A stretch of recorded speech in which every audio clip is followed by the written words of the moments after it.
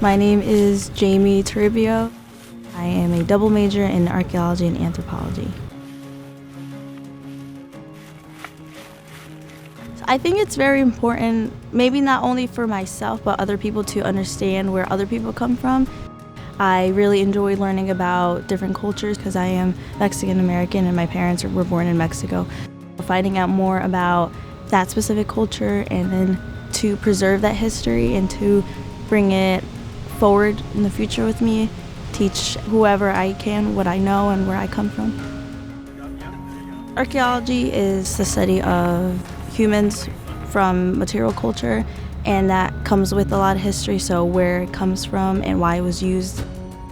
Our main question for the dig I did in Lake Placid was to find out the lives of Anna Newman and her workers and how that's correlated to Lyman Epps and John Brown.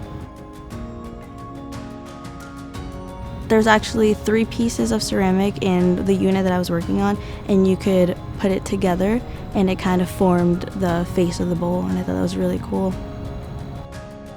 Because archaeology is a small discipline, you can easily get in contact with your professors, and I think that's really cool about the school especially. And I feel like that also has a lot to do with how passionate the professors are to teaching.